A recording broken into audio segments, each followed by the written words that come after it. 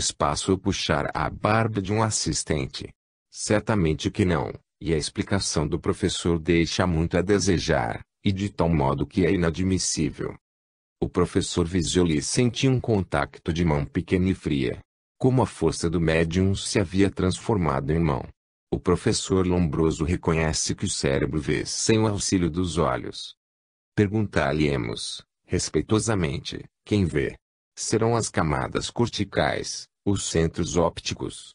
Porém, estas não são mais que simples aglomerações de matéria fosfórica, e ainda não foram dotadas da faculdade de ver. Só a câmara escura, a que chamamos olhos, é capaz de armazenar os raios luminosos e dar-nos a sensação da luz. Entretanto, reconheceis, sábio doutor, que a vista se exerce pelo cérebro, sem aparelho óptico. Logo, a alma existe, é ela quem vê, como lhe acontece depois da morte, quando não mais dispõe de um corpo material. Ela existe, pois, durante a vida, e a prova é-nos fornecida por vós mesmo. Vimos o que se deve julgar da explicação do Sr. Janete acerca da escrita automática dos histéricos. Contentar-nos-emos, pois, em lembrar que nada há de comum entre essas experiências e os fenômenos espíritas. O professor Lombroso não insiste sobre as fotografias, que são, no entanto, uma prova decisiva, contentando-se em dizer que ainda as não obteve. É lamentável que o eminente fisiologista despreze os fatos que destroem totalmente a teoria da alucinação, porque as visões do Dr. Bate e do Sr. Hirsch, se fossem irradiações do seu pensamento, poderiam ser fotografadas, pois estavam tão materializadas que falaram.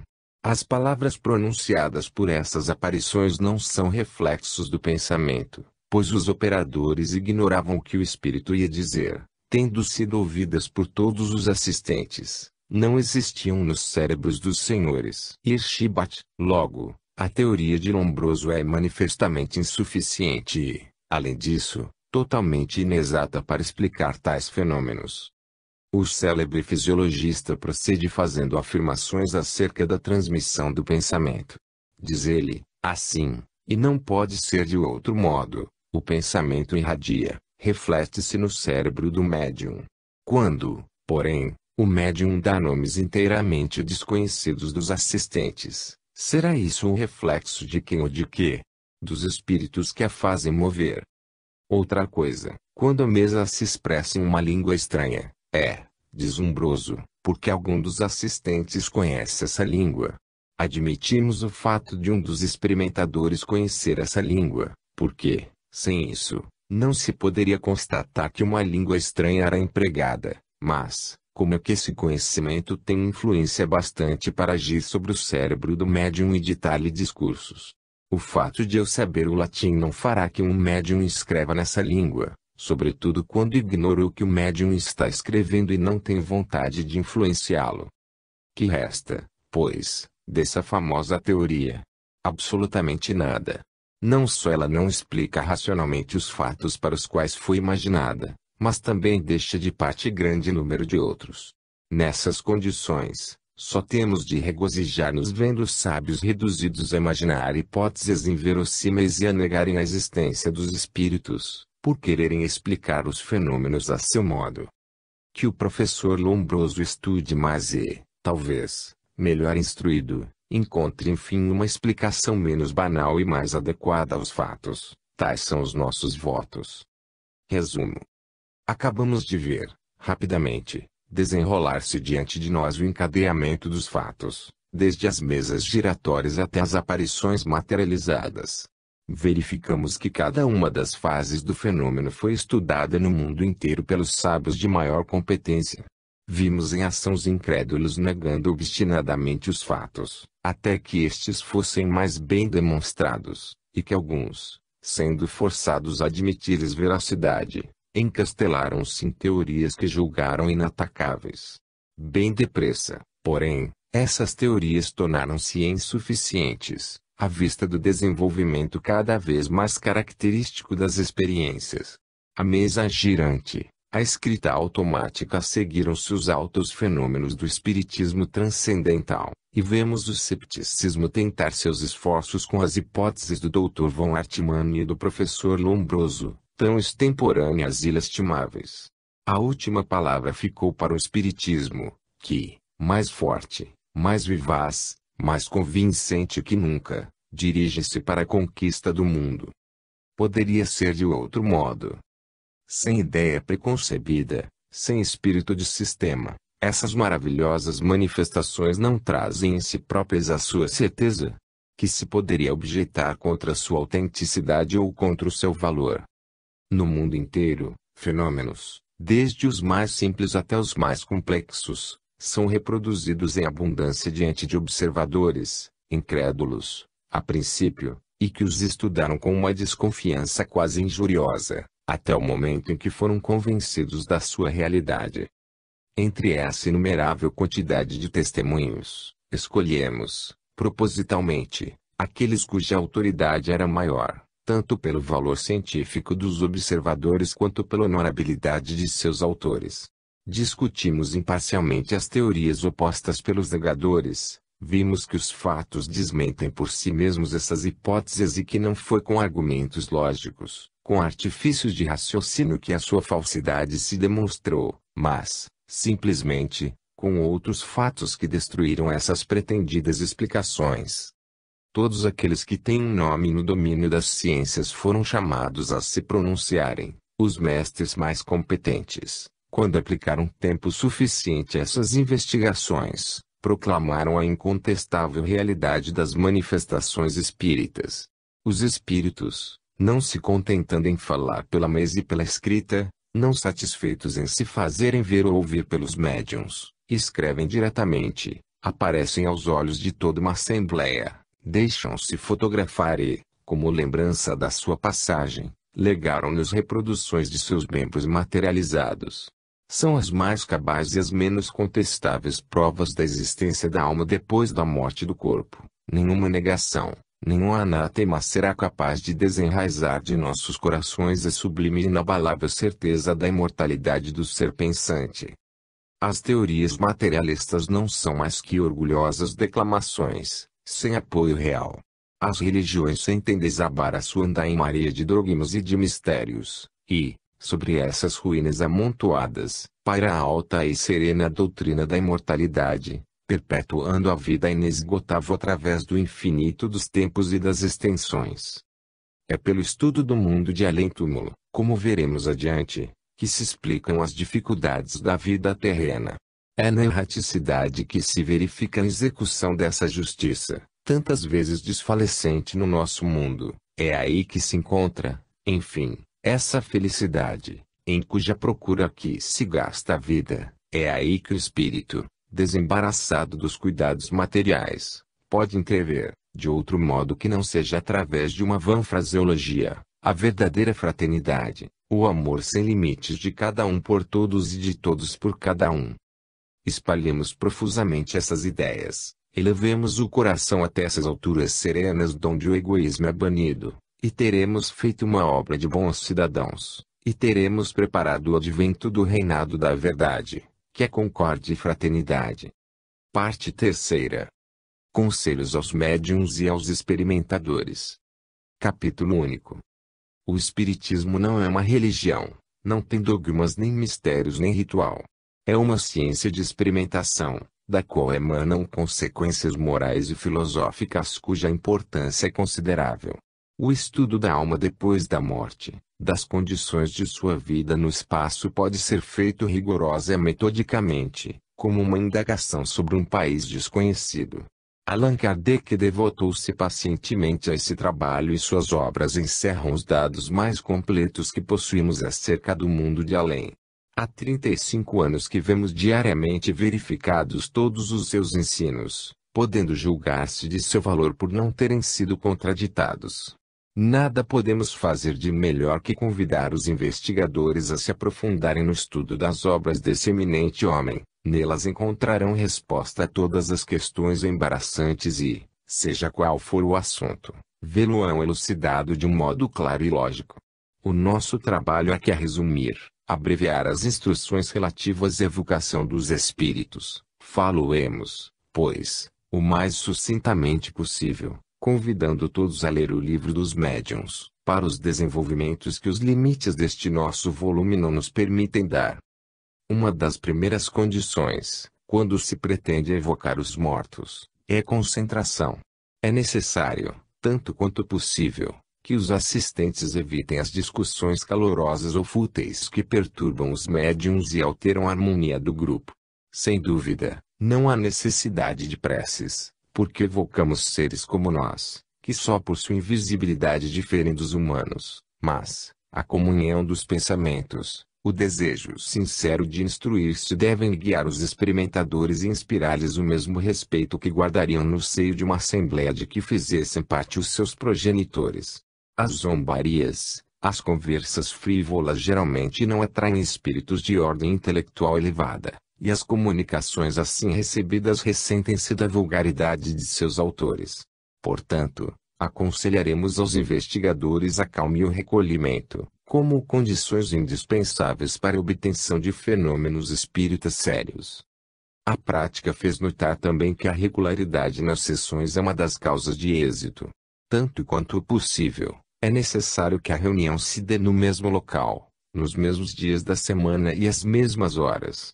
Sem dúvida, essa recomendação não tem valor absoluto. Quando um médium está muito desenvolvido, pode obter efeitos físicos ou comunicações a qualquer hora do dia ou da noite, mas, quando se procura desenvolver faculdades mediúnicas, o melhor modo de proceder é, incontestavelmente, fazer-se as reuniões com regularidade. As pessoas que se iniciam nessas investigações acreditam, na maioria das vezes, que as sessões espíritas exigem aparato especial ou preparativos particulares. Nada é mais falso. Quando quiserdes certificar-vos da realidade dos fenômenos espíritas, reuni-vos, em família ou com alguns amigos, e aí, na intimidade, tomai a primeira mesa que encontrardes, e sobre ela pousai as vossas mãos. No fim de um tempo mais ou menos longo, observareis estremecimentos na madeira, estalidos ou pancadinhas secas far-se-ão ouvir, ou, então, deslocamentos do móvel indicar-vos-ão a presença dos espíritos. Citamos as experiências da senhora de Girardi em casa de Victor Hugo, a fim de mostrarmos quanta paciência e tenacidade são muitas vezes necessárias para obter-se resultado. Lembraremos também que o Dr. Sirius não sentiu a ação dos espíritos senão na 20ª sessão.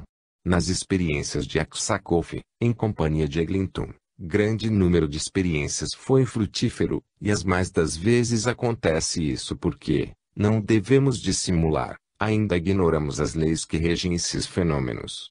O nosso único recurso é recomeçar com infatigável perseverança, até que um resultado venha compensar os nossos esforços. Vimos que os mais poderosos médiuns podem permanecer por muito tempo sem emitir essa indispensável força psíquica, sem a qual nada se produz. Crookes conta que a mediunidade do célebre homem era sujeita a suspensões que duravam mais ou menos longo tempo. Durante esse intervalo, nada era possível obter-se por esse médium. Bem compreendido isso, é fácil de ver-se que, quando se experimenta, o círculo pode não apresentar as condições exigidas para a exteriorização da força psíquica, e os espíritos, que não podem agir sobre a matéria senão por intermédio dessa força, ficam na impossibilidade absoluta de se manifestarem. Ficam na posição de um homem cujo braço está momentaneamente paralisado. Apesar de toda a vontade que esse homem empregue, não lhe será possível utilizar-se do membro enfermo. Acontece também que os espíritos evocados nem sempre podem responder ao apelo que lhes é feito, e isso por muitas razões. Supondo que esses espíritos não estejam reencarnados, isto é, que não tenham voltado à Terra, pode suceder que eles estejam ocupados no espaço em investigações ou em trabalhos que não lhes seja possível abandonar de repente, como acontece aqui na Terra, ou que estejam pouco dispostos a se incomodarem por causa de um estranho, principalmente se a evocação não tiver um motivo muito ponderoso. Em segundo lugar, nem todos os espíritos que vivem na erraticidade estão no mesmo grau de adiantamento moral. Há grande número deles que não conhece o seu estado.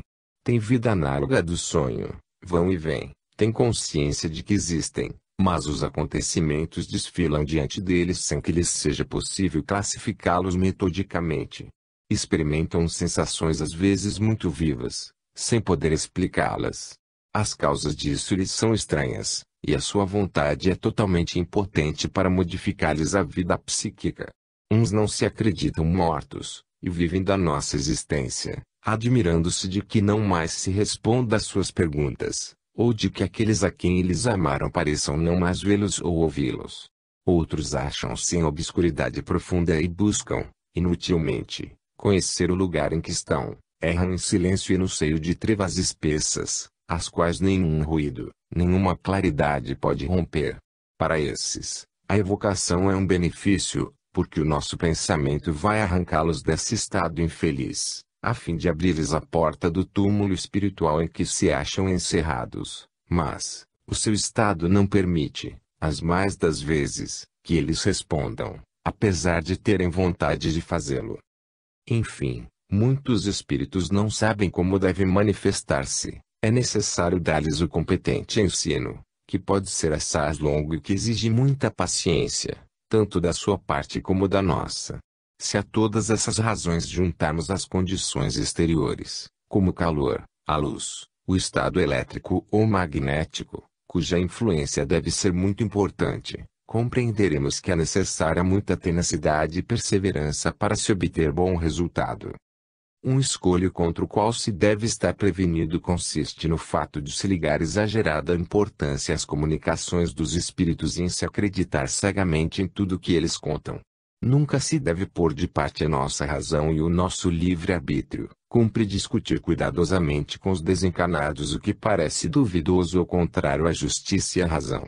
Muitos espíritas eram, antes de se convencerem, perfeitos materialistas. Não acreditavam em coisa alguma espiritual, e o mundo para eles limitava-se ao que existe na Terra. A sua convicção a esse respeito era tão profunda que não podiam mesmo compreender outra vida. Quando, porém, os fatos vieram radicalmente destruir essa crença, eles caíram no extremo oposto e acreditaram cegamente que os espíritos eram seres dotados de virtudes especiais, e que se devia seguir todos os seus conselhos, sem discernimento. As ideias religiosas, que formam ainda o fundo das nossas convicções, inclinam-nos involuntariamente a adotar os seres que estão no espaço de poderes superiores aos da humanidade, parecendo que eles devem ceder-nos muito em ciência e em moralidade, e que nada do desconhecido lhes é oculto. A realidade está longe de assemelhar-se a esse ideal. O mundo espiritual é como o nosso, nele há inteligências em todos os graus de adiantamento. Os espíritos nada mais são que os homens que viveram na Terra. A morte não lhes determinou outra mudança que não fosse a de criar-lhes condições físicas diferentes, mas sua ciência ou sua moralidade em nada ficaram aumentadas. Um ser bestial e grosseiro conserva-se o mesmo na erraticidade, um sábio fica com sua ciência, um literato ou um músico mantém o sentimento de sua arte, porém, nenhum fica possuindo faculdades diversas das que adquiriu na vida terrena. Existem, pois, entre os espíritos, seres ignorantes, sistemáticos e paradoxais, religiosos ou ateus. Em uma palavra, o mundo espiritual é a reprodução do nosso, e as comunicações não têm outro valor senão que resulta da elevação das ideias e da beleza dos ensinos. Mais do que nunca a palavra de Buffon é aplicável. É bem aí que o estilo é o homem. Não podendo ver o interlocutor, ficamos reduzidos a julgá-lo por seus discursos, e, se devemos receber com reconhecimento os bons conselhos, as exortações para o bem, as teorias científicas que nos pareçam racionais ou bem firmadas, do mesmo modo cumpre-nos rejeitar as comunicações frívolas, tolas e insípidas, vindas de espíritos pouco elevados. Na vida comum, buscamos as pessoas instruídas e bem educadas, façamos o mesmo a respeito dos nossos visitantes do espaço, e não demos ao primeiro que vier a honra de ser recebido entre nós. Isso nos conduz à identidade dos espíritos. Vós que experimentais, nunca temais pedir muitas informações aos espíritos que se manifestam. Exigi que vos digam seus nomes e sobrenomes, A idade que tinham quando deixaram a terra, o lugar em que viveram, as circunstâncias em que se relacionaram convosco, em uma palavra, certificai-vos, por todos os meios possíveis, de que aquele que se manifesta é bem a individualidade que conhecestes em vida. Se o Espírito responder que lhe é proibido dar essas informações, ficai convencidos de que ele não diz a verdade, de que procura enganar-vos, e, neste caso, cessai de interrogá-lo, ele não mais virá, quando perceber que não vos pode enganar. Uma das causas do descrédito do Espiritismo em certos centros é o fato de, muitas vezes, as comunicações espíritas serem assinadas por nomes pomposos, próprios para entontecerem os ignorantes ou atraírem a consideração dos papalvos. Infelizmente, é exato o que, em certos centros espíritas, Napoleão I mostra-se ao lado de Maria Stuart, é exato o que Semiramis, Zoroastro, Sócrates e Jesus desfilam ditando comunicações de repugnante frivolidade. Em outros, vêm os oradores da Revolução pregando disparates pela boca de mulheres velhas. Em outros, enfim, sábios, como Lavoisier ou Berthollet, Laplace ou Mesmer, formulam sistemas que fariam sorrir de dó o mais fraco dos colegiais preguiçosos. É necessário reagir fortemente contra essa facilidade de acreditar em assinaturas. Não evoqueis senão espíritos que conhecestes, com os quais estivestes em relação. O espírito do vosso conhecido, desde que se manifesta, é tão interessante quanto o de Confúcio, e talvez ainda mais, porque o conhecestes, ao passo que o do filósofo chinês precisa sujeitar-se às maiores dificuldades para estabelecer a sua identidade. É, entretanto, bastante evidente que os espíritos elevados também se podem manifestar, não chegamos até ao ponto de contestar-lhes esse poder, que pertence ao primeiro que vier do espaço, porém o fazem muito menos vezes do que se pode crer, considerando como válida sua assinatura em todos os casos em que ela é dada. Em um meio instruído, inteligente, artístico, necessariamente aparecerão poetas, literatos e, mesmo, sábios, porém, ainda uma vez sua personalidade deverá ser bem patente, para que a dúvida não seja permitida. Quão preferível é, para todos aqueles a quem a perda de um ser amado feriu, conversar com esse seu afeiçoado. Com que satisfação uma mãe verá o seu filho? Com que prazer se verá uma bem-amada um esposo? Em vez de arrebicadas páginas de filosofia, dar-se-ão diálogos comoventes, ternos, de dois seres que se amam, que se revêem e que conversam através do túmulo. Evocai, pois, os vossos afeiçoados, aqueles cuja vida vos foi familiar, cujas circunstâncias vos são conhecidas, e, quando estiverdes bem certos de que eles não estão mortos, que vivem convosco, que só o corpo desapareceu aos vossos olhos, pedi-lhes detalhes da sua situação, do modo de existência, de suas ocupações. Instruí-vos acerca do mundo espiritual para o qual temos todos de ir, então, verificareis, por vós mesmos, que o Espiritismo é uma grande verdade, uma imensa consolação e que ele se baseia na mais alta e interessante ciência, a do ser humano em todas as suas manifestações anímicas, tanto na Terra quanto no espaço. Parte 4. A doutrina espírita. Capítulo único. O movimento científico que caracteriza o século XIX é o da investigação positiva. Longe de quererem, como outrora, firmar hipóteses admitidas a priori e fazer que os fenômenos da natureza concordem com as suas ideias preconcebidas, os sábios buscaram, no estudo meticuloso dos fatos, sua norma de conduta e chegaram, seguindo esse método, aos maravilhosos resultados que diariamente estamos verificando. Mas se, deixando o domínio material, os homens de ciência quiserem aplicar o positivismo às realidades espirituais, esbarrarão em dificuldades invencíveis ou, pelo menos, por eles supostas como tais. A escola alemã, com Buchner e Moleschott, declara, positivamente, que as velhas concepções de Deus e da alma já estão fora do seu tempo e que a ciência reduziu a nada essas crenças fabulosas. Moleschott aplicou-se, sobretudo, a demonstrar que a ideia é o produto direto de um trabalho molecular do cérebro, e Carl Vogt não teme dizer que o cérebro segrega o pensamento, mais ou menos como a urina segregada pelos rins. Em nossa época, Haeckel desenvolveu teorias análogas. Nada há de novo em seu sistema, a não ser as palavras, o mecanismo e a adaptação patológica, que, no fundo, significam materialismo. Pois bem, nós, espíritas, vimos dizer aos positivistas: somos vossos discípulos, adotamos o vosso método e só aceitamos como reais as verdades demonstradas pela análise, pelos sentidos e pela observação. Longe de nos conduzirem aos resultados a que chegastes, esses instrumentos de investigação fizeram-nos descobrir um novo modo de vida e esclareceram-nos sobre os pontos controversos. As grandes vozes dos Crookes, dos Wallace, dos Zollner proclamam que, do exame positivo dos fenômenos espíritas, resulta claramente a convicção de que a alma é imortal e que não só ela não morre, mas também pode manifestar-se aos humanos, por meio de leis ainda pouco conhecidas que regem a matéria imponderável. Todo efeito tem uma causa e todo efeito inteligente faz supor uma causa inteligente. Tais são os princípios, os axiomas inabaláveis sobre os quais repousam as nossas demonstrações.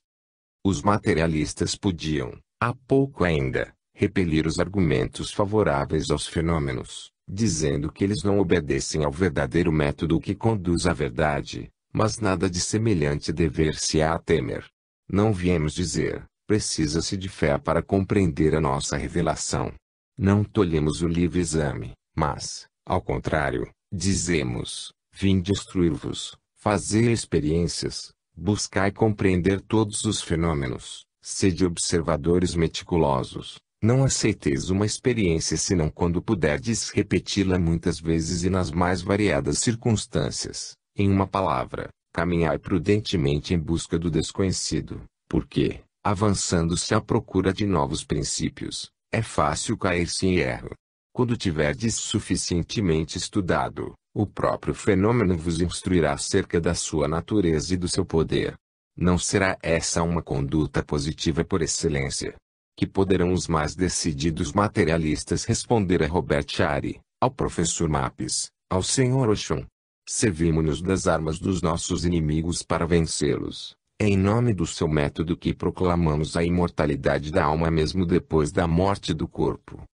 Todas as teorias que querem fazer do homem um autômato, todos os sábios que fizeram da ciência um escudo para proclamarem a materialidade do ser humano encontram o mais formal desmentido no testemunho dos fatos. Não é verdade que sejamos só matéria. Não é justo pensar-se que, pela morte do corpo, sendo reduzidos a pó os elementos que o constituíam, nada restará daquilo que foi o ser pensante. A experiência demonstra-nos que, assim como a borboleta sai da crisálida, assim a alma deixa o seu vestuário grosseiro de carne para atirar-se, radiante, no éter, sua pátria eterna. Nada morre neste mundo, porque nada se perde. O átomo de matéria que se escapa de uma combinação entra no grande laboratório da natureza, e a alma, que se torna livre pela dissolução de seus laços corporais, volta ao seu ponto de partida. A gélida noite do túmulo não mais nos aterroriza, porque possuímos a prova certa de que os mausoléus não encerram senão cinzas inertes e que o ser pensante não desaparece. É sobretudo para os miseráveis, para os deserdados deste mundo que esta sublime prova da imortalidade é doce e consoladora. A certeza absoluta de uma vida melhor anima o trabalhador na luta encarniçada que, diariamente, ele sustenta contra a necessidade. A morte não lhe parece mais brutal e triste, como o aniquilamento supremo, mas, ao contrário, a porta que se abre para um mundo melhor, a aurora brilhante de um dia novo, mais compensador de seus sofrimentos que esta triste terra sobre a qual vegeta. Que todos aqueles a quem a perda de um ser ternamente querido deixou abatidos, desanimados, levantem a cabeça, porque as vozes dos espíritos bradam-nos que essa dor os atinge, que eles vivem ao redor de nós, que nos envolvem em sua ternura e que de seus corações elevam-se constantes preces pedindo ao Eterno que nos proteja contra os perigos da existência. Eis as claridades sublimes que se desprendem da ciência espírita, eis as venturosas certezas que não podiam dar-nos as religiões nem as filosofias, porque seus dogmas e suas doutrinas, não estando mais em harmonia com os progressos do século, deixam o homem a braços com a dúvida, esse verme roedor da sociedade moderna. Não nos iludamos, o tempo da fé cega passou. Hoje, é necessário, para que uma teoria filosófica moral ou religiosa seja aceita, que ela repouse no fundamento inabalável da demonstração científica. Outros tempos, outros costumes. O mundo antigo apoiou-se na revelação, o de hoje precisa da certeza lentamente adquirida. A fé, por si só, não basta, é indispensável que a razão sancione o que se pretende fazer-nos aceitar como verdades. A grande força do Espiritismo consiste na liberdade de exame que lhe deixa a cuidado dos seus adeptos. Todos os seus princípios podem ser discutidos e submetidos ao estudo. Cada vez que essa experiência foi feita, ele surgiu mais forte e mais robusto que nunca dessa prova temível. As religiões, na hora atual, assemelham-se a essas andadeiras que são indispensáveis à criança para aprender a caminhar, porém que se tornam inúteis, e mesmo prejudiciais, quando ela adquire o desenvolvimento preciso para se dirigir por si só. Encerrado em um dogmatismo estreito, o homem do século XIX sente que esse ensino caduco não mais está em harmonia com seus conhecimentos e, forçado a escolher entre as certezas da ciência e a fé imposta, atira-se de corpo e alma para o materialismo. Se, porém, esse homem encontrar uma doutrina que concilie as exigências da ciência com as necessidades que a sua alma tem de crer em alguma coisa, ele não hesitará, adotará essa fé nova, que satisfaz plenamente a todas as suas aspirações. Estas considerações sumárias explicam a enorme aceitação do Espiritismo. Não devemos, contudo, crer que o Espiritismo seja inimigo das religiões. Ele não combate senão os seus abusos. Dirige-se mais particularmente aos materialistas e àqueles que, sem serem completamente ateus, estão indecisos acerca da vida futura. Em vez de ser ridiculizada e combatida, esta doutrina deveria achar-se na base de todo o ensino moral ou religioso, dando ao homem a prova evidente de que a sua passagem pela terra é temporária, de que terá de responder, depois, pelo bem ou mal que fez, impõe um paradeiro aos seus maus instintos, que, em nossos dias principalmente, ameaçam corromper a sociedade. O Espiritismo faz conhecer, com efeito, as condições em que se acha a alma depois da morte do corpo. Em vez de considerar o espírito de um modo abstrato, nossa doutrina demonstra que ele é, depois da morte, uma individualidade verdadeira, que não tem menos realidade que o homem. Somente a natureza do corpo mudou, quando as condições da existência deixaram de ser as mesmas. O espírito no espaço. O espírito está revestido de um invólucro a que chamamos perispírito.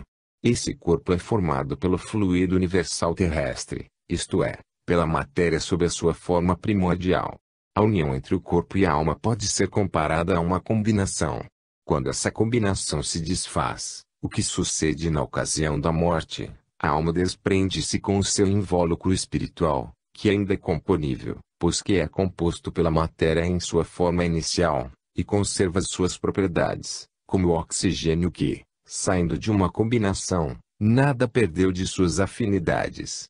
Nesse estado, o corpo espiritual, segundo a expressão de São Paulo, tem sensações que nos são desconhecidas na Terra e que lhe devem propiciar gozos muito superiores aos que experimentamos aqui. A ciência ensina-nos que os nossos sentidos apenas nos fazem conhecer ínfima parte da natureza, porém que, além e aquém dos limites impostos às nossas sensações, existem vibrações sutis, em número infinito, que constituem modos de existência de que não podemos formar ideia, por falta de palavras para exprimi-la. A alma assiste, pois, a espetáculos que não temos meios de descrever. Ouve harmonias que nenhum ouvido humano tem apreciado, move-se em completa oposição às condições de viabilidade terrestre. O espírito libertado das cadeias do corpo não tem mais necessidade de alimentar-se, não se arrasta mais pelo solo, a matéria imponderável de que é formado permite-lhe transportar-se para os mais longínquos lugares com a rapidez do relâmpago, e, segundo o grau do seu adiantamento moral, suas ocupações espirituais afastam-se mais ou menos das preocupações que nutria na terra. Não se pode mais negar a existência do corpo espiritual, porque experiências diretas permitiram-nos estudar a sua natureza e o seu modo de condensação. Vimos, nas experiências de Crookes e de Aksakoff, esse corpo espiritual ir revestindo aos poucos os caracteres da matéria, e as moldagens mostram-nos que ele é rigorosamente idêntico ao que o espírito tinha na Terra. Uma simples analogia pode, se não explicar, ao menos ajudar a compreender o que se dá em tal caso. O perispírito pode ser comparado a um eletroímã, o corpo, ao espectro magnético, a vida, a eletricidade. Enquanto o fluido elétrico não circula, não há espectro, o eletroímã fica indiferente. Eis um estado análogo ao do perispírito no espaço. Ele contém, virtualmente, em si, todas as linhas que formam o organismo, mas não as dispõe. Logo que a corrente circula no eletroímã, a limalha acomoda-se, seguindo uma certa ordem, e forma esse desenho a que chamamos espectro magnético. Do mesmo modo sucede com o perispírito, sob a influência do fluido vital subtraído ao médium, ele acomoda a matéria, conforme o desenho do organismo, e reproduz o corpo humano, como este era na vida terrena. O perispírito, se bem que formado de matéria primitiva, é mais ou menos livre de misturas, conforme o mundo habitado pelo espírito. Essa observação nos conduz ao assinalamento do verdadeiro lugar que ocupamos no universo. Uma verdade que a astronomia hoje tornou vulgar é a de não ser o nosso mundo o centro do universo. Segundo ela, a nossa pequena Terra é um dos planetas mais pobremente dotados do Sistema Solar. Nada, em seu volume ou na posição da sua eclíptica, da qual resultam as estações, lhe dá o direito de orgulhar-se do lugar que ocupa, e, não muito longe de nós, o planeta Júpiter oferece-nos o exemplo de condições de habitabilidade preferíveis às nossas. Com esses conhecimentos que fazem das estrelas sóis como o nosso, em cujo redor circulam planetas, caíram os erros seculares dos nossos avós, segundo os quais o inferno achava-se colocado no centro da Terra, e o terceiro céu, aquele onde foi elevado São Paulo, distava nos confins da criação. Esses dados cosmológicos baseavam-se na ignorância dos teólogos a respeito das verdadeiras proporções do universo. Quando a ciência, com a inexorável lógica dos fatos, abriu aos nossos olhos atônitos e deslumbrados as perspectivas ilimitadas do infinito, quando a astronomia projetou o seu telescópio para os espaços siderais, as velhas lendas evaporaram-se ao sopro da realidade. Os mundos que povoam o universo são terras como a nossa, sobre as quais palpita a vida universal, e o homem moderno ri das pretensões infantis dos nossos antepassados, que quiseram limitar a este imperceptível grão de areia, chamado Terra, as manifestações da força infinita, incriada e eterna, a que se dá o nome de Deus. Se, porém, o céu não existe no lugar em que o indicavam, para onde foi ele transportado? Em que região do imenso universo devemos colocar o Éden de delícias prometido às almas que cumpriram aqui dignamente a sua missão? Eis o que nenhuma religião indica, e somente o Espiritismo, demonstrando o verdadeiro destino do homem, põe-nos no estado de compreender o progresso infinito do espírito, por transmigrações sucessivas. Tomando por ponto de partida os atributos de Deus e a natureza do homem, Allan Kardec mostrou qual devia ser o nosso futuro espiritual. Vamos, resumindo, expor-lhe a teoria. O homem é composto de corpo e espírito. O espírito é o ser principal, o ser racional e inteligente. O corpo é o invólucro material que o espírito reveste temporariamente para o cumprimento da sua missão na Terra e para a execução do trabalho necessário ao seu adiantamento. O corpo, quando gasto, é destruído, mas a alma sobrevive a essa destruição. Em suma, o espírito é tudo, e a matéria não é mais que um acessório, de modo que a alma, libertada dos laços corporais, entra no espaço, que é a sua verdadeira pátria. Há, pois, o mundo corporal, composto de espíritos encarnados, e o mundo espiritual, formado pelos espíritos desencarnados. Os seres do mundo corporal, em virtude do seu invólucro material, estão presos à Terra ou a outro globo qualquer. O mundo espiritual está por toda parte, ao redor de nós e no espaço. Ele é ilimitado. Como o dissemos, em razão da sua natureza fluídica, os seres que o compõem têm um modo de vida particular, dependente do seu organismo imponderável. Os espíritos são criados simples e ignorantes, mas com aptidão para adquirirem tudo e progredirem em virtude do seu livre-arbítrio. Pelo progresso, adquirem novos conhecimentos, novas faculdades e, por consequência, novos gozos desconhecidos aos espíritos inferiores. Veem, ouvem, sentem e compreendem o que os espíritos atrasados não podem ver, ouvir, sentir e compreender. A felicidade está na razão direta do progresso feito, de modo que, de dois espíritos, um pode não ser tão feliz quanto o outro, unicamente por não ser tão adiantado intelectual e moralmente, sem que tenham necessidade de achar-se cada um em lugar diferente. Achando-se mesmo ao lado um do outro, pode um estar em trevas, quando tudo é resplandecente ao redor do outro, exatamente como se dá com um cego caminhando ao lado de uma pessoa que vê perfeitamente, um percebe a luz, ao passo que o outro nenhuma impressão tem a esse respeito. Sendo a felicidade dos espíritos inerente às qualidades que possuem, eles a gozam onde quer que estejam, na superfície da terra, no meio dos encarnados ou no espaço.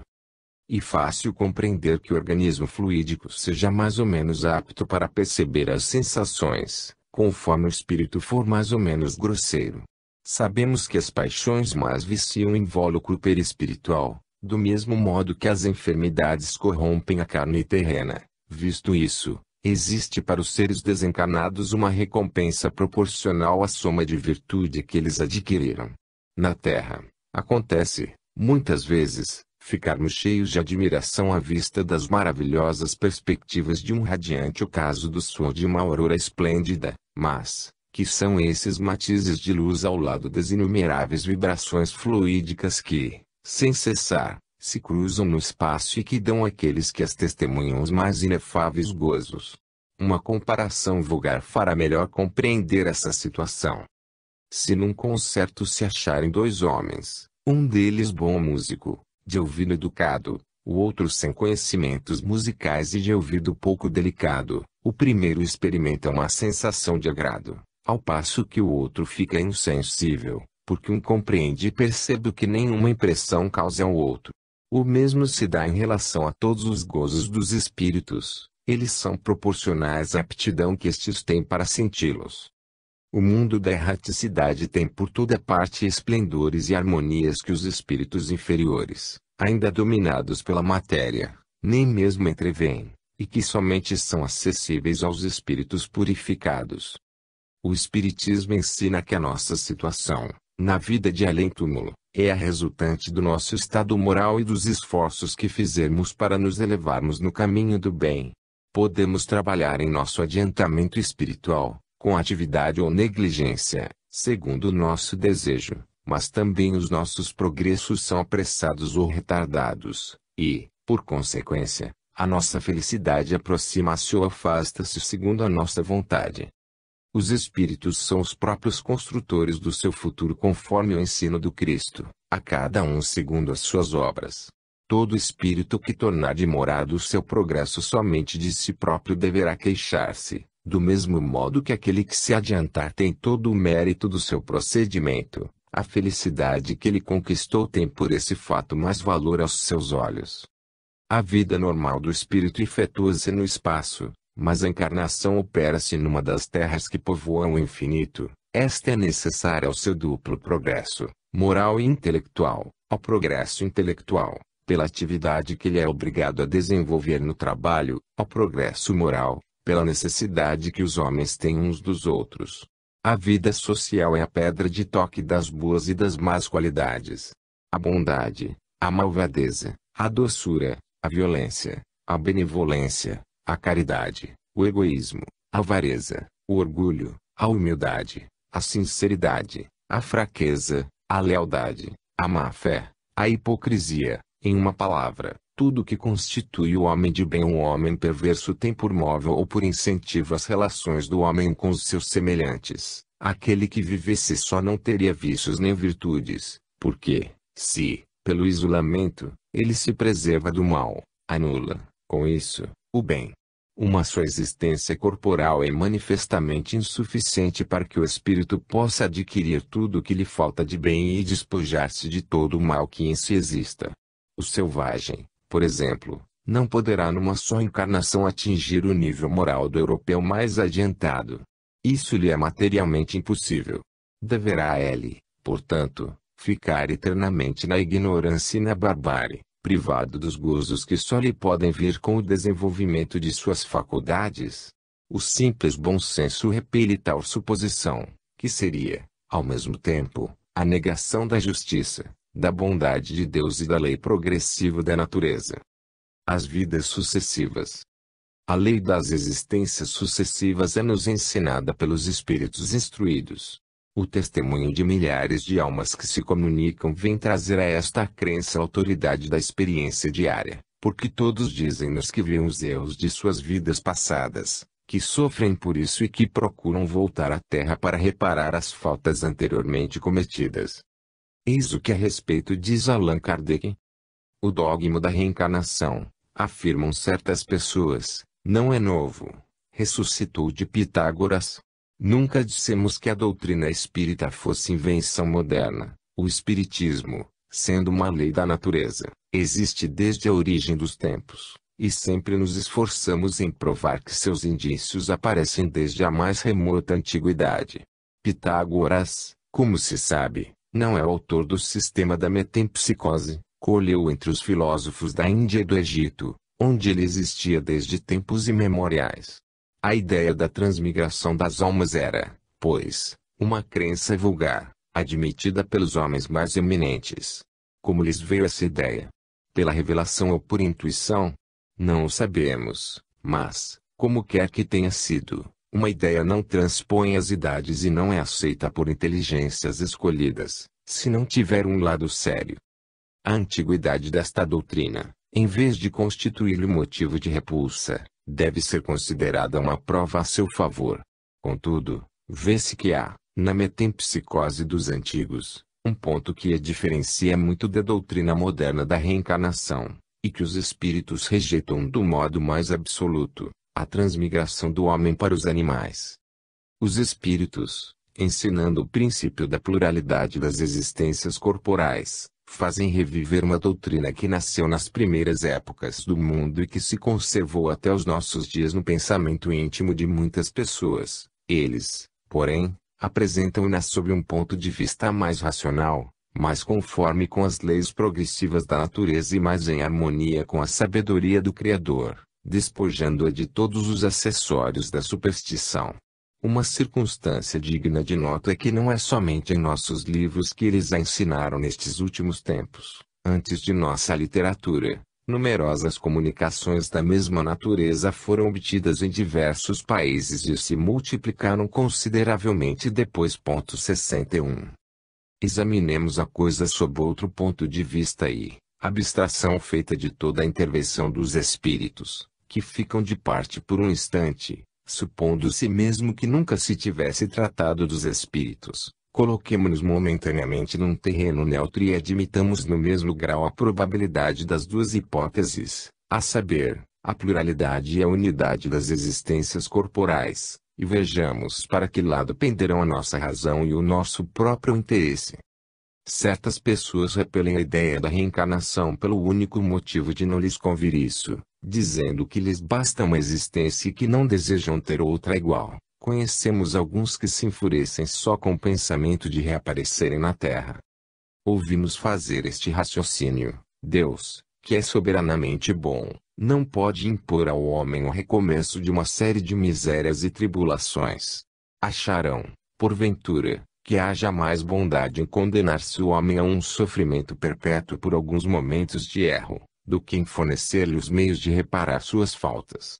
O pensamento de ser para sempre fixado a nossa sorte por alguns anos de provas, quando nem sempre depende de nós atingir a perfeição na terra, tem alguma coisa de aflitivo, ao passo que a ideia contrária é eminentemente consoladora, ela deixa-nos esperança. Por isso, sem nos pronunciarmos pró ou contra a pluralidade das existências, sem admitirmos uma hipótese de preferência a outra, dizemos que, se fosse concedida a escolha, ninguém preferiria um julgamento sem apelo.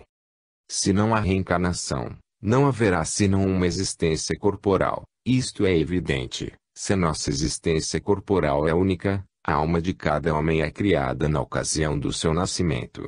Admitindo-se, segundo a crença vulgar, que a alma nasce com o corpo ou, o que significa o mesmo, que anteriormente à sua encarnação, ela só possui faculdades negativas, apresentamos as questões seguintes.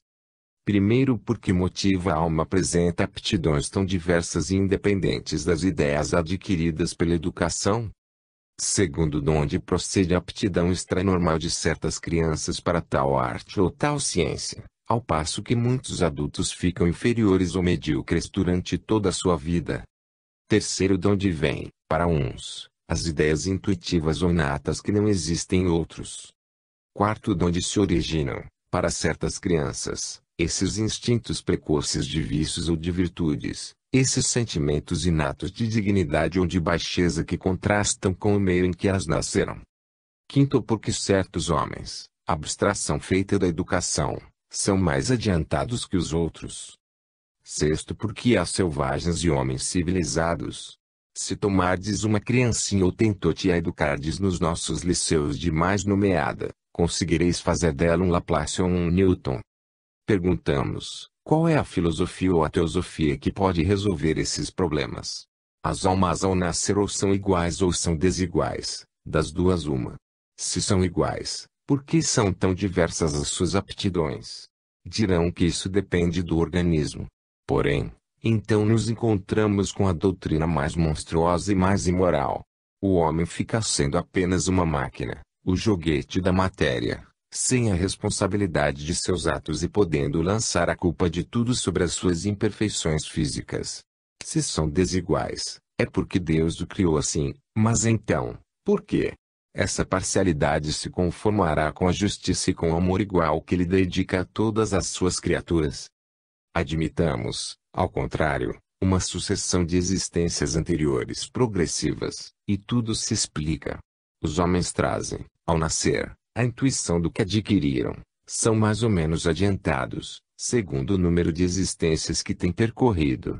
Deus, em sua justiça, não podia criar almas mais perfeitas nem menos perfeitas, com a pluralidade das existências. A desigualdade que observamos nada tem de contrária à mais rigorosa equidade. Esta parece não existir, porque só vemos o presente e não o passado. Este raciocínio repousará numa hipótese, numa simples suposição? Certamente que não. Partimos de um fato patente, incontestável, da desigualdade das aptidões e do desenvolvimento intelectual e moral, que é inexplicável por todas as teorias em vogue que tem na nossa teoria uma explicação simples, natural e lógica. Será racional preferir-se aquelas que nada explicam? A respeito da sexta questão, dirão, naturalmente, que o Hottentot é de uma raça inferior. Mas, perguntamos, o selvagem é ou não um homem? Se é, porque Deus negou a ele e à sua raça os privilégios concedidos à raça caucásica? Se não é um homem, por que procuram fazê-lo cristão? A doutrina espírita é mais lógica. Para ela, não há muitas espécies de homens, e, sim, homens que são espíritos mais ou menos atrasados e suscetíveis de progredirem. Não será isto mais conforme a justiça de Deus? A crença nas vidas sucessivas era o fundamento do ensino dos mistérios. Os filósofos antigos, tendo à sua frente Platão, acreditavam nas vidas anteriores. Ele dizia: aprender é recordar. Portanto, a pluralidade das existências da alma tem a seu favor a autoridade da tradição, da razão e da experiência, e é lógico que ela seja aceita com entusiasmo por todos aqueles que já sentiram o vácuo das outras teorias. Com as vidas sucessivas, o universo nos aparece povoado de seres que percorrem em todos os sentidos o infinito da imensidade. Quão pequena e mesquinha é a teoria que circunscreve a humanidade a um imperceptível ponto do espaço, que nula mostra começando num instante dado para acabar igualmente com o mundo que a sustenta, não abraçando assim senão um minuto na eternidade. Quão triste, fria e glacial é ela, quando nos mostra o resto do universo antes, durante e depois da existência da humanidade terrena, sem vida, sem movimento, com o imenso deserto imerso no silêncio. Como a desesperadora pintura que nos faz do pequeno número de eleitos votados à contemplação perpétua, ao passo que a maioria das criaturas é condenada a sofrimentos infindáveis. Quão aflitiva é, para os corações amorosos, a barreira que ela levanta entre os mortos e os vivos. Ao contrário, quão sublime é a teoria espírita! Como a sua doutrina engrandece as ideias e dilata o entendimento. A Terra nos oferece o espetáculo de um mundo essencialmente progressivo. Saído do estado caótico, ele se transforma e se modifica à medida que avança em seu curso circular. Os seres aparecidos então em sua superfície seguiram a mesma lei de progressão, e a sua estrutura aperfeiçoou-se harmonicamente à medida que as condições exteriores se tornaram melhores. O homem, enfim, saindo dos baixios da bestialidade, elevou-se até o conhecimento do mundo exterior. Será possível supor-se que não haja laço algum entre as almas que viveram nas épocas passadas e as que vivem atualmente? Sabendo-se que a natureza do homem é ainda tão imperfeita, poder-se-á crer que, depois da morte, ele vai ficar parado e gozar de repouso eterno? E essa parada, esse termo de progresso estará em concordância com as noções que Deus nos permite conceber sobre ele e sobre suas obras? A natureza caminha sempre, ela trabalha sempre, porque Deus é a vida e é eterno, e a vida é o movimento progressivo para o supremo bem, isto é, para o próprio Deus. Seria possível que somente o homem, ele que foi criado livre, pudesse ser bruscamente detido em sua marcha, com o grau de progresso que houvesse adquirido, sem participar do movimento da natureza? Tal coisa seria incompreensível. Entre duas doutrinas, das quais uma mesquinha e a outra amplia os atributos de Deus, das quais uma está em desacordo e a outra em harmonia com a lei do progresso, das quais uma estaciona e a outra avança, o bom senso indica de que lado se acha a verdade. Que cada um interroga a sua razão, ela responderá, e a sua resposta será confirmada por um guia certo que jamais se engana, a consciência. Se o nosso modo de ver é exato, alguns entretanto perguntarão por que o poder criador não revelou desde o princípio qual a verdadeira natureza do homem e seus destinos. A resposta é a seguinte: Deus não revelou isso desde logo, pela mesma razão que não se ensina à infância o que se ensina à idade madura. A revelação limitada foi suficiente durante certo período da humanidade. Deus concede-a proporcionalmente às forças do espírito. Aqueles que recebem hoje uma revelação mais completa, são os mesmos espíritos que já receberam revelação parcial em outros tempos, porém que, desde então, aumentaram sua inteligência.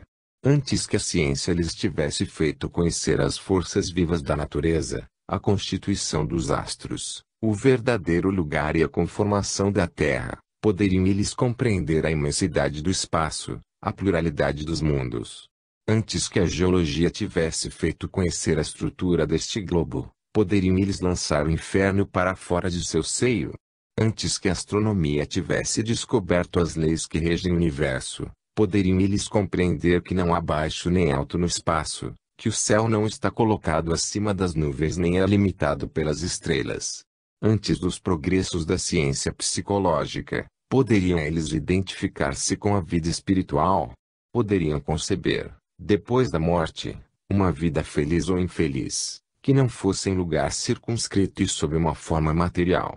Certamente que, não compreendendo mais pelos sentidos que pelo pensamento, o universo era muito vasto para o seu cérebro, fora preciso reduzi-lo a proporções menos amplas, que seriam alargadas mais tarde. É o que fazemos hoje, demonstrando, não a inanidade, mas a insuficiência dos primeiros ensinos.